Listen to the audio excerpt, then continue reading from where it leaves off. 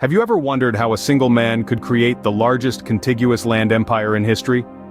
This question introduces us to the enigmatic figure of Genghis Khan, the formidable leader of the Mongol Empire. Born in the harsh steppes of Mongolia, Khan's life is shrouded in mystery and intrigue, a tapestry woven with threads of conquest, strategy, and sheer willpower. Who was this man who, in the 13th century, rose from obscurity to command an empire stretching from the Pacific Ocean to Eastern Europe? How did he manage to consolidate the warring Mongol tribes under one banner? And what were the secrets behind his military tactics, so effective that they reshaped the world as we know it? These are just a few of the questions surrounding this legendary figure. As we delve deeper into his life and conquests, the image of Genghis Khan becomes more complex, his impact more profound. Join us as we unravel the enigma of Genghis Khan, the man who controlled an empire from the Pacific Ocean to Eastern Europe.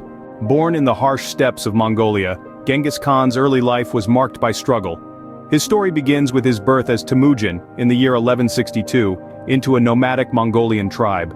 His childhood was far from easy, filled with challenges that would shape the warrior he was to become. Temujin's father, Yesuke, was the leader of their tribe, the Kiad. He was poisoned by a rival tribe when Temujin was just 9 years old.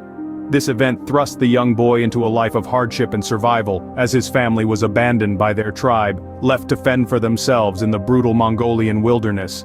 Despite the harsh conditions, Temujin and his family managed to survive. They hunted, foraged, and did whatever was necessary to endure the unforgiving environment. However, these challenges were not the only ones that Temujin would face in his early years. At the age of 16, Temujin was captured by a rival tribe, the Taichiuds. He was held captive and treated harshly, but this did not break his spirit. Instead, it fueled his determination to escape and reclaim his freedom. After several months in captivity, Temujin managed to escape, using his cunning and resourcefulness. The trials and tribulations of his youth were not in vain. They served to mold Temujin into a resilient and resourceful individual, qualities that would serve him well in his future endeavors. He learned how to lead, how to survive, and most importantly, how to fight. He would use these skills to unite the Mongolian tribes and embark on a series of conquests that would change the course of history. These early experiences forged the resilience and leadership that would later define Genghis Khan. From the harsh steppes of Mongolia to the vast expanse of his future empire, the story of Genghis Khan is one of struggle, survival, and ultimately, triumph. From a fugitive to a ruler, Temujin's rise to power was nothing short of extraordinary. Born into a world of tribal warfare, Temujin, who would later become known as Genghis Khan, understood the power of unity. He saw the chaos around him, the scattered and feuding tribes, and envisioned a different path, a united Mongolia under one banner. To realize this vision, Temujin needed to build alliances. He began by marrying Borte, a union that secured the support of her tribe. This was his first step into the complex web of Mongol politics. But this wasn't enough. He needed more power and more support. He found an ally in Togrul, a powerful chieftain who became his mentor and helped him gain influence among the Mongol tribes. But what really set Temujin apart was his revolutionary approach to leadership. Unlike other tribal leaders, he promoted his followers based on merit, not bloodline. This policy won him the loyalty and respect of many warriors who flocked to his side, eager to serve a leader who valued their skills and courage over their lineage. Temujin's efforts eventually paid off. Through a combination of strategic alliances, military prowess, and innovative leadership, he managed to unify the disparate Mongol tribes. In the year 1206, at a grand assembly known as a Kurultai, Temujin was proclaimed Genghis Khan, meaning universal ruler. This was a monumental achievement. For the first time in history, the Mongol tribes were united under one leader, one banner. The constant infighting was replaced by a shared purpose and a common identity. Genghis Khan had created a powerful, organized force that was ready to take on the world. But Genghis Khan's ambitions did not stop at the borders of Mongolia. With his newly unified tribes, he had a larger vision, a vision of an empire that stretched across the known world. With the Mongol tribes under his command, Genghis Khan was ready to embark on his legendary conquests. Genghis Khan's ambition knew no bounds. His eyes were set on the vast lands beyond Mongolia. Once he had unified the Mongol tribes, Genghis Khan turned his gaze outward. His first major conquest would take him into the heart of the world's most established civilizations. First on his list was China, a wealthy and cultured empire. Genghis Khan's assault on the Jin dynasty in 1211 marked a new chapter in his military career. His approach was ruthless, yet tactical. The Mongols utilized a combination of superior horse archery, deceptive maneuvers, and psychological warfare, leaving their enemies in disarray. They would strike rapidly, retreat, then strike again, a strategy known as the feigned retreat. This often led to devastating defeats for their adversaries. However, Genghis Khan's military genius was not confined to the battlefield. He was a master of siege warfare, employing captured engineers to construct complex machines of war. In the siege of Zhongdu, now Beijing, the Mongols used catapults to hurl flaming projectiles over the city walls, forcing the Jin emperor to surrender. But Genghis Khan's hunger for conquest was not satisfied.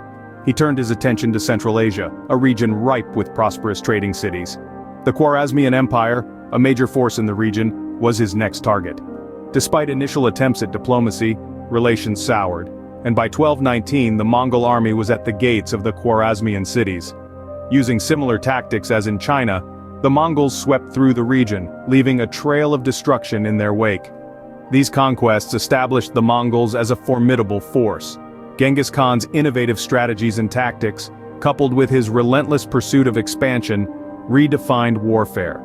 His army was swift, ruthless, and highly coordinated, a combination that proved devastating for those who stood in their path.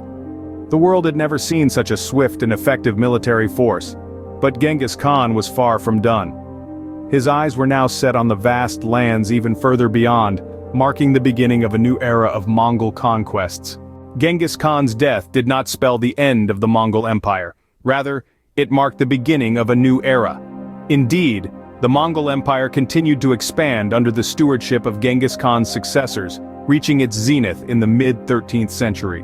His third son, Ogedei, took the reins of the empire after his father's death. He continued his father's expansionist policies, pushing the boundaries of the empire farther into Europe and Asia. Ogedei's reign saw the Mongol Empire become the largest contiguous land empire in history, covering a vast expanse from the Sea of Japan to the shores of Eastern Europe. The Mongol rule, which lasted well into the 14th century, brought about significant changes in the regions they dominated.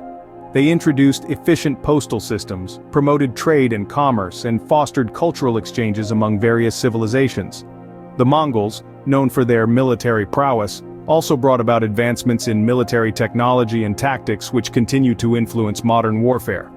Yet, Genghis Khan's legacy is not confined to his empire's territorial gains and the innovations it introduced. His rule had a profound impact on the world's demographics. The Mongol invasions and conquests resulted in mass population displacements and significant loss of life. Some estimates suggest that the world population did not regain its pre-Mongol invasion level until the 17th century. Moreover, Genghis Khan's lineage is another fascinating aspect of his legacy. According to genetic studies, about 1 in every 200 men alive today is a direct descendant of Genghis Khan. His genetic footprint is a testament to the vastness of his empire and the profound influence he wielded. Genghis Khan's story is one of resilience, strategic brilliance, and sheer force of will. His life, from a destitute child to the ruler of the largest empire in history, is a remarkable tale of human potential. His legacy continues to shape the world in myriad ways, influencing modern politics, culture, and even our genetic makeup. From a humble beginning to a legendary ruler, Genghis Khan's story is a testament to the indomitable spirit of humanity. Genghis Khan, a name synonymous with power, conquest, and mystery. From his humble beginnings in the harsh Mongolian steppe, he ascended as a unifier of the Mongol tribes. His leadership, strategic genius, and indomitable will forged one of the most formidable empires the world has ever seen. His conquests were not merely military victories but a reshaping of the world, paving the way for an exchange of ideas, cultures, and trade routes that spanned continents. His legacy, while marred by the brutality of his campaigns, is undeniable in its impact on world history. The life of Genghis Khan is a testament to the indomitable spirit of the human will, a testament to the power of vision, and a testament to the transformative power of leadership. As we close this chapter, we leave you with a thought. What lessons can we draw from the life and times of Genghis Khan, the world's greatest conqueror?